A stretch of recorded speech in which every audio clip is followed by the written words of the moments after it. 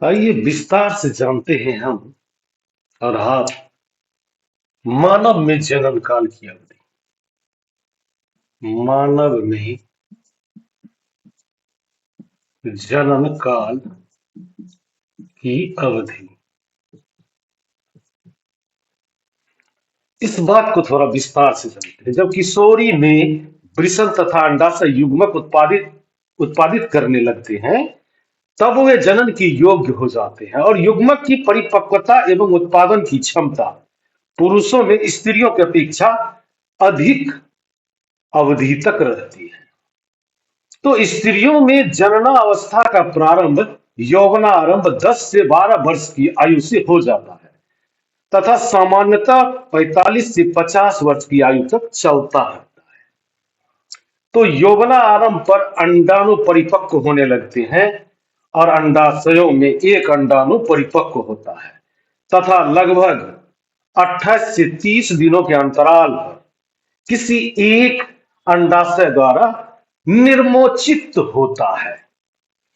तो इसी बात को समझने के लिए इस अवधि में गर्भाशय की दीवार मोटी हो जाती है, जिससे वह अंडाणु के निषेचन के पश्चात युग्मनज को ग्रहण कर सके, जिसके फलस्वरूप गर्भ धारण होता है। यदि अंडाणु का निषेचन नहीं हो पाता, तब उस स्थिति में अंडाणु तथा गर्भाशय का मोटा स्तर उसकी रुधिर वाहिकाओं सहित निस्तारित हो जाता है और इससे स्त्रियों में रक्तचाप हो जाता है, जिसे ऋतुस्राव अथवा रजोधर्म कहते हैं।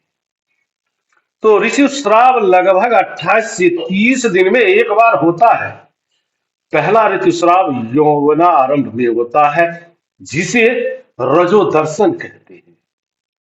लगभग 40 से 50 वर्ष की आयु में ऋतुस्राव होना रुक जाता है। ऋतुस्राव के रुक जाने को रजो निवृत्ति कहते हैं और प्रारंभ में ऋतुस्राव चक्र अनियमित हो जाता है तथा उसके नियमित होने में कुछ समय लग सकता है। तो स्त्रियों में जनन काल की अवधि रजो दर्शन से रजो निवृत्ति तक होती है। यह सही या गलत है, इसको थोड़ा सा आगे चल के हम लोग जानते हैं। तो ऋतुस्राव चक्र का नियंत्रण हार्मोन द्वारा होता है और इस चक्र में अंडाणु का परिपक्व होना, इसका निर्मोचन, गर्भाशय की दीवार का मोटा होना, निषेचन न होने की स्थिति में उसका टूटना शामिल है। यदि अंडाणु का निषेचन हो जाता है तो वह विभाजन करता है तथा गर्भाशय में विकास के लिए स्थापित हो जाता है। अब इसी क्रम में थोड़ी सी आगे बात करें, संतति का लिंग निर्धारण किस प्रकार होता है, मतलब लड़का अथवा लड़की। तो सबसे पहले इस बात को जानना होगा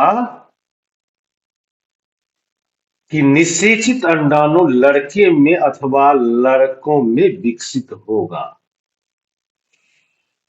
ये तो तय है। तो निषेचित अंडाणु अथवा युग्मनज में जन्म लेने वाले शिशु के लिंग निर्धारण का संदेश होता है और यह संदेश निषेचित अंडाणु में धागे सी संरचना अर्थात गुणसूत्रों में निहित होता है। तो गुणसूत्र प्रत्येक कोशिका के केंद्रक में उपस्थित होते हैं और सभी मनुष्यों की कोशिका में केंद्रक में 23 जोड़े गुणसूत्र पाए गए हैं। इनमें से 2 गुणसूत्र, एक जोड़ी लिंग सूत्र है, जिन्हें एक्स एवं वाई कहते हैं। तो स्त्री में 2 एक्स गुणसूत्र होते हैं, जबकि पुरुष में एक एक्स तथा एक वाई गुणसूत्र होता है। युग्मक मतलब अंडाणु तथा शुक्राणु में गुणसूत्रों का एक जोड़ा होता है। अब यहां पर इसी बात को समझा जाए कि अनिषेचित अंडाणु में सदा एक एक्स गुणसूत्र होता है परंतु शुक्राणु दो प्रकार के होते हैं, जिन्हें एक प्रकार में एक्स गुणसूत्र तथा दूसरे प्रकार में वाई गुणसूत्र होता है। जब एक्स गुणसूत्र वाला शुक्राणु अंडाणु को निषेचित करता है तो युग्मनज में दो एक्स गुणसूत्र होंगे तथा वह मादा शिशु में विकसित होगा। यदि अंडाणु को निषेचित करने वाले शुक्राणु में वाई गुणसूत्र है तो युग्मनज नर शिशु में विकसित होगा। अब इसी बात को जानने से पूर्व, जन्म से पूर्व शिशु के लिंग का निर्धारण उसके माता पिता के लिंग गुणसूत्रों द्वारा किया जाता है। अब यह धारणा कि बच्चे के लिंग के लिए उसकी मां उत्तरदायी है पूर्णतः निराधार है। यह बात और अन्याय संगत है। तो लिंग हार्मोन के अतिरिक्त अन्य हार्मोन, इसी कड़ी में इस बात को समझ लेते हैं। पीयूष ग्रंथि द्वारा स्रावित हार्मोन जननांगों को उनके हार्मोन उत्पन्न करने के लिए उद्दीपित करते हैं। पीयूष ग्रंथि एक अंतःस्रावित ग्रंथि है जो मस्तिष्क से जुड़ी होती है। तो पीयूष ग्रंथि वृषण एवं अंडाशय के अतिरिक्त हमारे शरीर में थायराइड, अग्नाशय एवं एड्रिनल मतलब अधिवृक्क जैसी कुछ अन्य अंतःस्रावी ग्रंथियां भी है। तो इसी बात को समझने के लिए अब कैसे पता करें, तो इस बात को ऐसे समझने की कोशिश कीजिए। ये बात जो इसके जानकार होंगे, तो इसके जानकार होंगे कौन? इसके जानकार हमारे आपकी बात तो डॉक्टर ही होंगे। तो ये एक बात है कि थायराइड ग्रंथि एक रोग है और थायराइड या थायरायरॉक्सिन हार्मोन का उत्पादन नहीं करने के कारण जो है, नहीं करने के कारण उस रोगी को डॉक्टर साहब या चिकित्सक जिसे कहते हैं वही उसका इलाज कर सकते हैं। वो हमारे और आपकी बस की बात नहीं है। तो सबसे पहले इस बात को समझने के लिए हमें एक बात जानना होगा कि जो रुधिर नमक की मात्रा को संतुलित करता है, एड्रिनलिन नामक हार्मोन का स्रवण भी करता है। तो एड्रिनलिन क्रोध, चिंता एवं उत्तेजना की अवस्था में तनाव के संयोजन का कार्य करता है। तो थायराइड एवं एड्रिनल ग्रंथि पीयूष ग्रंथि द्वारा स्रावित हार्मोन के माध्यम से प्राप्त आदेश के अनुसार ही अपने हार्मोन का स्रवण करता है। तो पीयूष ग्रंथि वृद्धि हार्मोन भी स्रावित करता है जो व्यक्ति की सामान्य वृद्धि के लिए आवश्यक है। अब इसी बात को हम लोग कीट मेढक के जीवन चक्रों में हार्मोन का क्या योगदान होगा, उस बात को भी थोड़ा सा जानने का कोशिश करते हैं। तो वयस्क बनने के इस परिवर्तन को कायांतरण कहते हैं। ये बात हम सबों को जानकारी है, पिछले अध्याय में हमने आपको बताया है।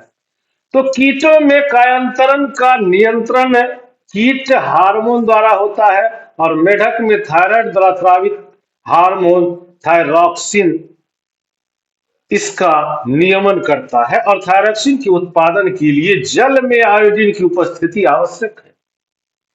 यदि जल में जिसमें टैडपॉल वृद्धि कर रहे हैं तो पर्याप्त मात्रा में आयोडीन नहीं है तो टैडपॉल वयस्क मेढक में परिवर्धित नहीं हो सकता। यह भी बात सत्य है।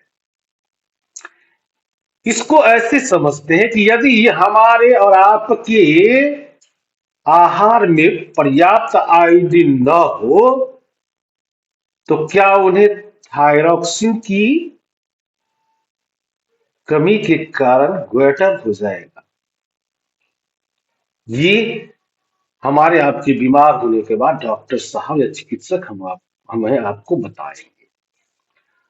तो जननात्मक स्वास्थ्य क्या होता है, तो इसी क्रम में जानिए कि व्यक्ति का कायिक एवं मानसिक विसंगति मुक्त होना उस व्यक्ति का स्वास्थ्य कहलाता है।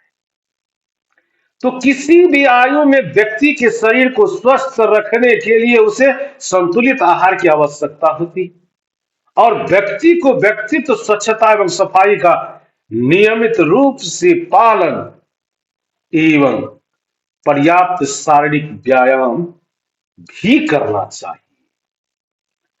जैसे कि किशोरावस्था में जब शरीर वृद्धि करता है तो उपरोक्त बातें और भी अधिक आवश्यक हो जाती है। तो इसी क्रम में इस बात को थोड़ा सा हम और आप समझने की कोशिश करते हैं कि किशोर की पोषण आवश्यकताएं। तो किशोरावस्था तीव्र वृद्धि एवं विकास की अवस्था है, अतः किसी भी किशोर को आहार नियोजन अत्यंत सावधानी पूर्वक करना चाहिए।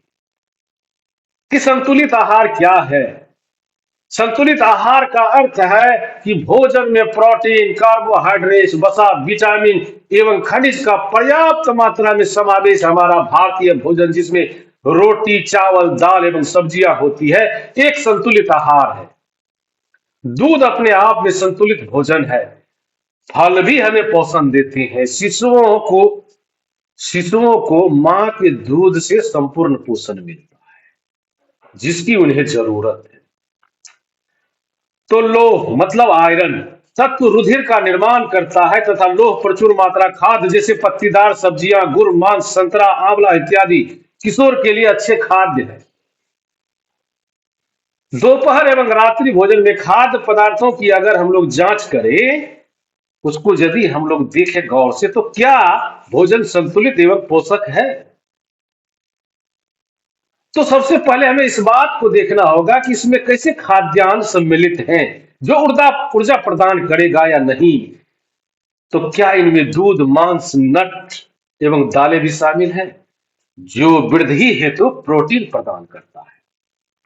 क्या इसमें वसा एवं शक्कर भी शामिल है जो ऊर्जा प्रदान करता है? तो फल एवं सब्जियों का क्या स्थान है जो रक्षी भोजन है? चिप्स तथा पैक किए हुए डिब्बाबंद खाद्य यद्यपि स्वादिष्ट होते हैं परंतु उन्हें नियमित भोजन के स्थान पर नहीं खाना चाहिए क्योंकि उनमें पोषक मात्रा पर्याप्त नहीं होती। तो सबसे बड़ी बात को हम लोग समझ ली कि हमें किस तरह की भोजन की आवश्यकता है। हमें स्वस्थ रहने के लिए इस बात को हम और आप अच्छी तरह से जान